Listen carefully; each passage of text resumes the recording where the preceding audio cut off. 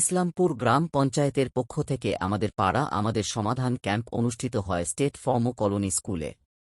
আজ এই ক্যাম্পে ইসলামপুর গ্রাম পঞ্চায়েতের দুটি বুথ এর মানুষজন নিয়ে তাদের সমস্যা শোনা হয়, তবে সাধারণ মানুষ তাদের সমস্যা তুলে ধরেন, অন্যদিকে সমস্যা সমাধানের আশ্বাস দেয় ইসলামপুরের ভিডিও। সেখানে উপস্থিত ছিলেন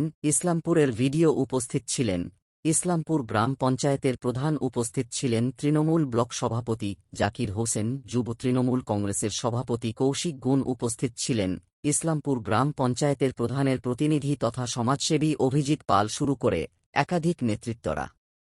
তবে ইসলামপুর গ্রাম পঞ্চায়েতের প্রধান অসীমা পাল তিনি বলেন, ইসলামপুর গ্রাম পঞ্চায়েতের প্রত্যেকটি বুথ নিয়েই আমাদের পাড়া আমাদের সমাধান ক্যাম্প বসানো হয়েছে। প্রত্যেকটি মানুষ তাদের সমস্যা তুলে ধরেছেন এবং যেগুলো সমস্যা সমাধান করার মতো সেগুলোর সমস্যা সমাধান করা হবে।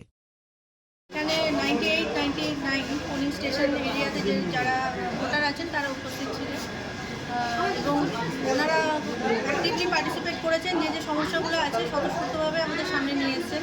কিছু কিছু সমস্যা আছে যেগুলো অনেক দিনের পুরনো সমস্যা, ওয়াটার লগিং, রাস্তা রিপেয়ারিংয়ের সমস্যা আছে, কিন্তু একটু লেন্থে বড়, যেগুলো আমরা আগেই অলরেডি এগুলো অ্যাড্রেস করা হয়েছিল, সিএমআরও কমপ্লেন হয়েছে এবং আমরা এগুলো এনকোয়ারি করে এগুলোর জন্য এনকোয়ারি রিপোর্টও পাঠিয়েছি ফর নেসেসারি স্যাংশনের জন্য।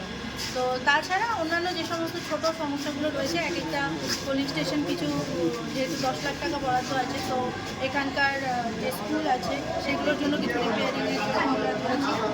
আর তাছাড়া কিছু ছোট রাস্তা যেগুলো অল্প রিপেয়ারিং করলে পরে সমস্যার সমাধান হবে সেগুলো আছে।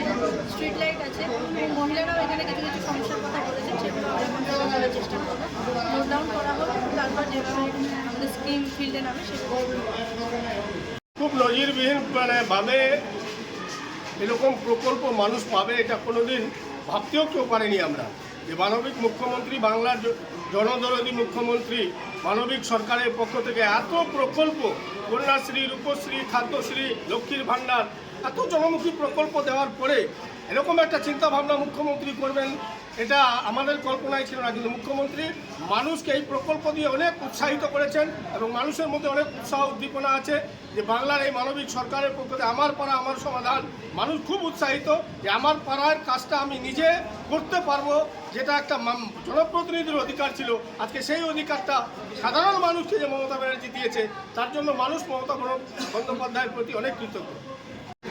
আমাদের প্রথমেই বলে যে আমাদের 10 লাখ টাকা বরাদ্দ হয়েছে, আর 10 লাখ টাকা আমাদের এই দিয়েই আমাদের কাজ করতে হবে।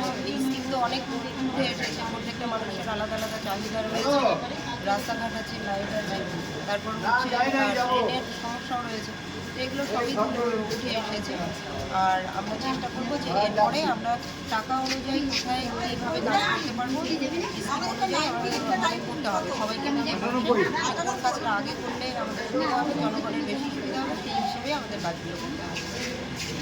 ছোটো মোটো সমস্যা, রাস্তা প্রবল বর্ষাকাল চলছে, কিছু রাস্তা হচ্ছে রিপেয়ারিং করতে হবে, কিছু ড্রেনেজের সমস্যা আছে, বেশি কিছু সমস্যা নেই। আমাদের সরকার সার্বিকভাবে সব কিছুই করেছে, পথবাতি থেকে আরম্ভ করে সব কিছুই বসানো আছে। আর এই এলাকায় স্বভাবত এই এলাকাটা লো ল্যান্ড, ইসলামপুর শহর এবং সংলগ্ন এই জায়গাটা ইসলামপুর গ্রাম পঞ্চায়েতের মধ্যে লো ল্যান্ড। এখানে বর্ষাকালে একটু জল জমে, সেই ব্যাপারটা বিডিও ম্যাডামও বললো। এই ব্যাপারটার উপর আমাদের লক্ষ্য রাখা হচ্ছে যে ড্রেনেজ সিস্টেমের মাধ্যমে কীভাবে আউটলেট করে জলটাকে বের করানো যায়, এগুলো সমস্যা রয়েছে। আর বিশেষত রাস্তাঘাট অধিকাংশ তৈরি হয়েছে, প্রবল বর্ষাকাল চলছে, কিছু রাস্তাঘাট রিপেয়ারিংয়ের দরকার। আর এখানে প্রধান অসীমা পাল রয়েছেন, দক্ষ প্রধান, তিনি ভালো কাজ করেন। আগামী দিনে ইসলামপুর পঞ্চায়েতের আরও শ্রীবৃদ্ধি ঘটুক। আমাদের সরকার যেভাবে 94টা প্রকল্পর বাদ দিয়েও আমার পাড়া আমার সমাধান নিয়ে যেভাবে বুথে বুথে আমাদের সরকার মানুষের কাছে যাচ্ছে, এটা একটা নজিরবিহীন ঘটনা। গোটা ভারতবর্ষের মধ্যে একমাত্র পশ্চিমবঙ্গ, একমাত্র মমতা বন্দ্যোপাধ্যায় এবং মমতা বন্দ্যোপাধ্যায়ের সরকার, মামাটি মানুষের সরকারই পারে এইভাবে সাধারণ মানুষের কাছে গিয়ে নিজের সরকারকে উজাড় করে দেওয়া।